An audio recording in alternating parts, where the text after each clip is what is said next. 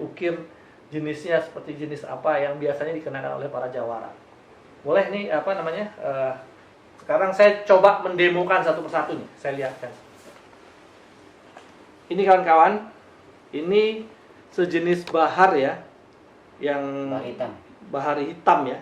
Ada dua jenis bahar. Ya. Ada dua jenis nih katanya. Yang bisa ditekuk. Yang bisa ditekuk. Yang pertama adalah bahar hitam dan bahar merah ya. Iya. Nah, ini coba lihat. Ini dia sudah mengalami sedimentasi ya. Ini diukir ukiran tengkorak. Cukup bagus nih dan cukup serem. Cukup garang gitu. Kalau jawara-jawara makanya serem gitu. Jadi kalau para jawara nih, kalau dia ketemu dia sama dia nih. Orang lihat baharnya aja orang udah ngapel apalagi ngeliat orangnya gitu. Nah, ini juga ada, ini shining sampai ngenakan coba. Keren banget sih. Gua jadi pedean nih yang lihatnya. Nah, nih. Ini diukir, ini bahar babon yang diukir macan ya Kang ya? Iya, macan. Lihat nih.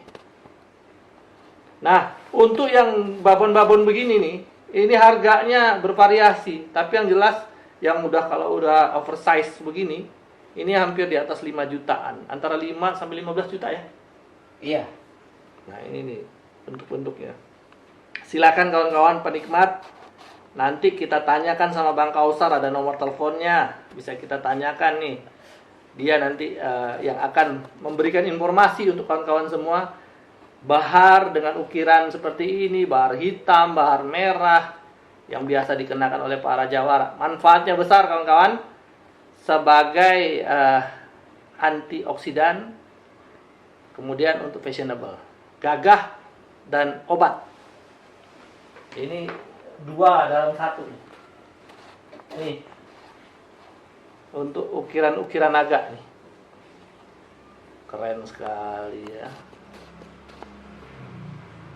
Makanya Bapak Joni itu seneng banget pakai. Saya lihat itu tokoh bahar lovers itu. Nah, ini beliau nih, yang ada di tangannya beliau nih. Boleh kita lihat kawan-kawan. Silakan Bang Kausar. Kita perlihatkan Bang Kausar. Ini dulu nih. Ini berebutan juga kita begini nih. Nguber bahar babon itu berebutan dengan kawan-kawan. Enggak semudah nyari beras. Soalnya dia makhluk hidup kawan-kawan. Makhluk hidup yang hidup di laut. Ini. Wah, ini motif naga. Naga apa nih, Kang? Giginya serem banget nih. Naga mulutnya. Oh, lihat nih. Ini 2 nih. 1 naga, tengkorak naga, 1 kepala macan. Luar biasa. Nah, di belakangnya nih. Di belakangnya gambar apa nih, Kang? Itu jenglot. Jenglot. Iya. Mitologi Indonesia. Wah, masuk semua nih di dalamnya. Ada rambutnya lagi, aduh, bahar kumaha ya ini. Ada ininya, ada gigi, ada taringnya nih. Ada ngebodor jadinya nih. Nah, ini kawan-kawan, kalau yang dipergunakan untuk liontin nih kawan-kawan. Itu bonggolnya. Bonggolnya bahar. Luar biasa. Ini juga nih, sama nih. Nih. Untuk liontin kawan-kawan. Ada matanya lagi, aduh. Gimana nggak serem nih. Kalau malam-malam aja kita makainya, orang kaburnya bukan ngeliat kita tapi ngeliat bahar kita nih. Ada juga bagaimana memadukan para pecinta games lover bahar dengan batu virus. Karena virus ini juga batu sunnah ya katanya. Karena di pedangnya Rasulullah itu ada batu virusnya. Dan batu virus juga dipakai oleh orang-orang di Amerika Latin sana, di Amerika khususnya orang-orang Indian. Katanya untuk fokus supaya sasaran panah-panah mereka bisa menembus daripada hewan-hewan yang menjadi target mereka. Nah, ini buat cangklong. pipa rokok. Pipa rokok. Mungkin bisa didemokan apa Kang Kausar? Saya Oh, nggak tahu iya. manfaatnya ini yang cangklong ini. Karena cangklong ini para bapak-bapak kita nih yang jawara-jawara Betawi ini kadang-kadang dia masih menggunakan buat rokok. Wah, keren sekali kawan-kawan. Dari bahar putih. Bahar putih. Jangan-jangan asap nikotin masuk ke dalam nih dinetralisir nih, jangan-jangan sama bahar kali. Ya, bisa jadi. Asap masuk ke dalam kita jadi Rasanya juga enak ini.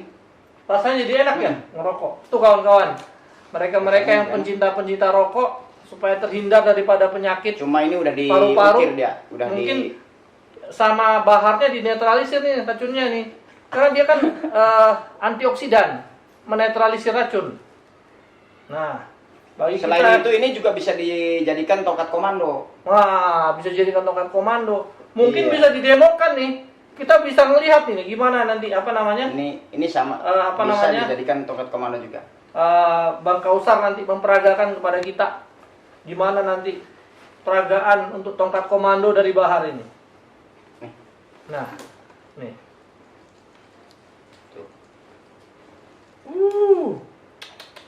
Uish. Uish. Uish. Gitu aja luar paling luar biasa kawan-kawan. mainannya. Iya. Gila, keren banget sih. Ini juga sama yang tadi. Ini bisa pakai pipa rokok. Nah, multifunction. Multifungsi kawan-kawan. Pipa rokok oke. Buat Tongkat gaya-gayaan komando aja ini, Pak. oke. Buat apa namanya dia? Buat gagah-gagahan oke. Yang mempopularitaskan pertama bahar ini kawan-kawan, ini adalah tokoh masyarakat Betawi, seorang pejuang yang dia melawan Belanda. Siapa dia itu? Bang Pitung. Nah, ini Bang Pitung masa kini nih, Bang Kausar nih. Oke kawan-kawan, kita bisa melihat sedikit banyak tentang beberapa koleksi yang biasanya dikombinasikan mereka para bahar lovers ini. Di samping dia mengenakan bahar-bahar babon ini, bahar raksasa, dia juga suka mengenakan batu-batu cincin dan khususnya pandan. Mungkin dalam kesempatan ini Bang Kausar, kenapa sih kok bahar ini kok temannya masih batu pandan atau batu hitam itu batu apa namanya? Batu cubung tanduk. Iya.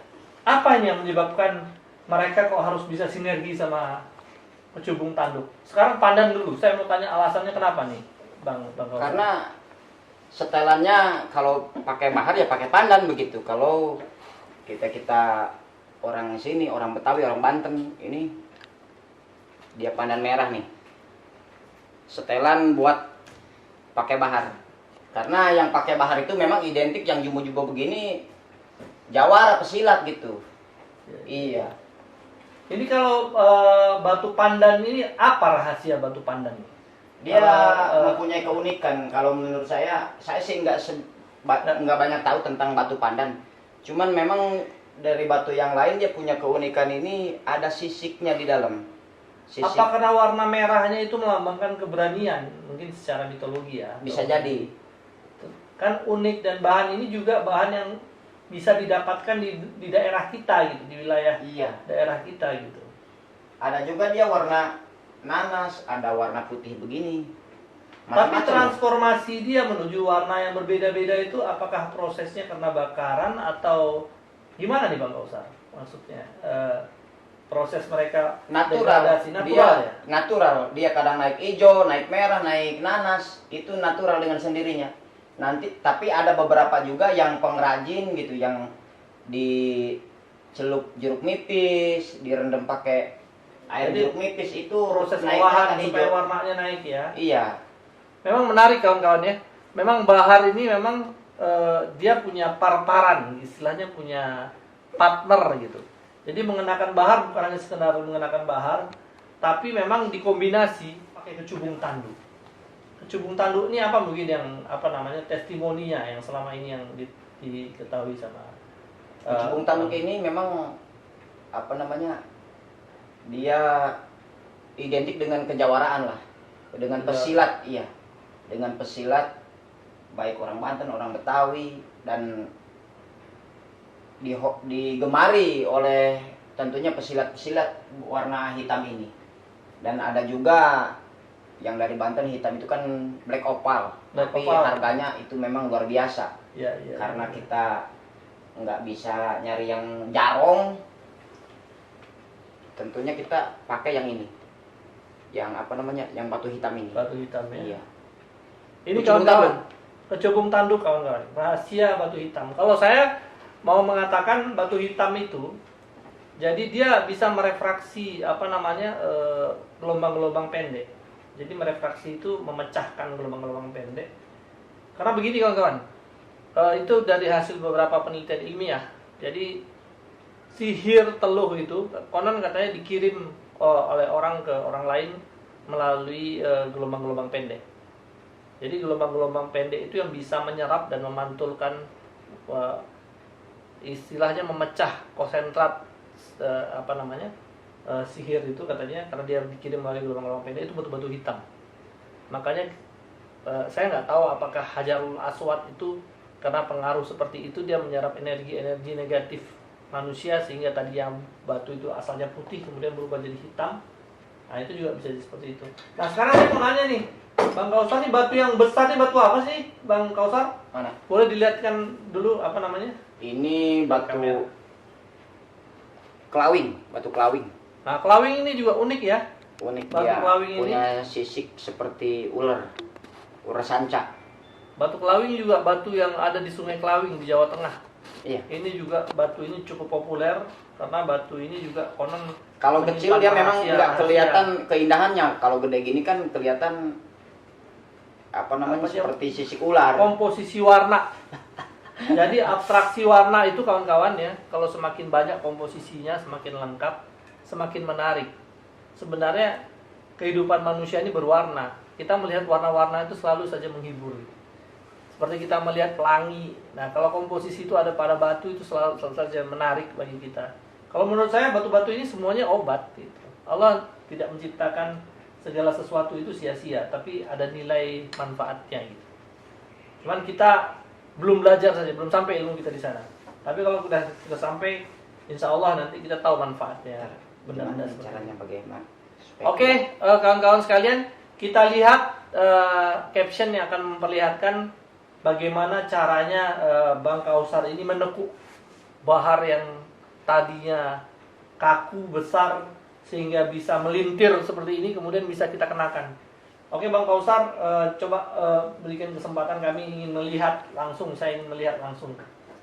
Aku ingin melihat langsung bagaimana. Di sini saya bawa hanya segede di 2 jari aja nih, 2 jari aja. Ini hanya apa namanya, contoh kecil aja.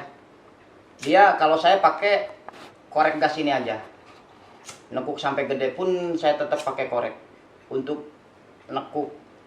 Ngegedein, ngecilin dia pakai korek, dan nekuk dari bahan juga pakai korek.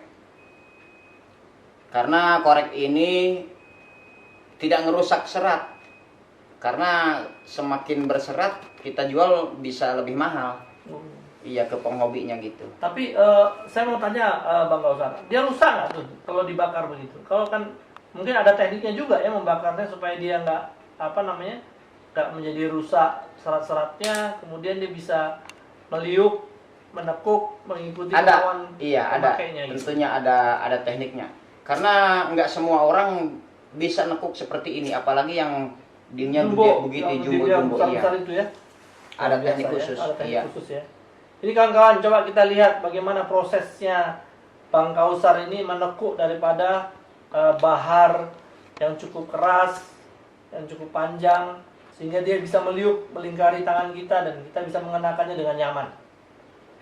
Karena ternyata untuk melilitkan dia di tangan ini bukan peristiwa yang mudah juga gitu. Lama. Memang kita lama.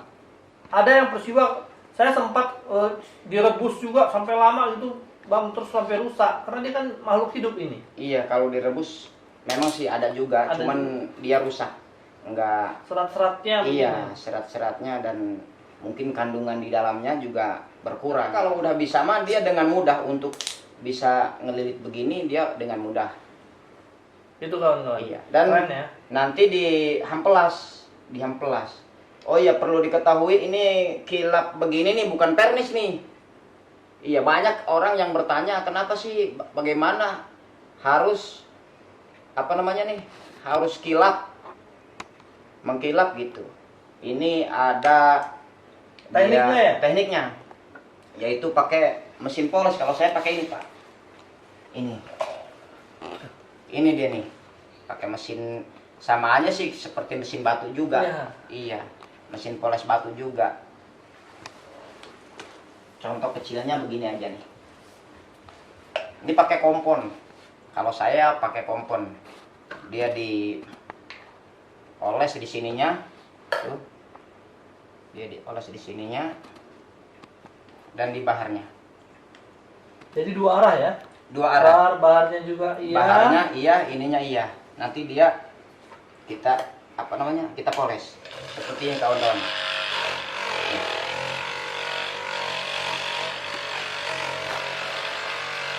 Jadi dia nggak pakai itu vernis atau sejenis pemanis buatan gitu atau apapun. Cuman dia hampelas, memang ngikutin grip dan apa namanya, finishingnya itu dipoles begini pakai gulungan bahan. Hasilnya walaupun sebentar juga dia bagus. Ya, contohnya seperti itu aja. Ini sungguh luar biasa ya kawan-kawan. Jadi ternyata bukan untuk mengkilatkan bahan bahar jadi bisa seperti ini. Ini bukan peristiwa yang mudah gitu.